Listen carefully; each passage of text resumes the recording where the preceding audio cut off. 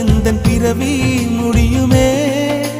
மீண்டும் வந்து சேர்ந்தால் மறுபிறவி தொடருமே.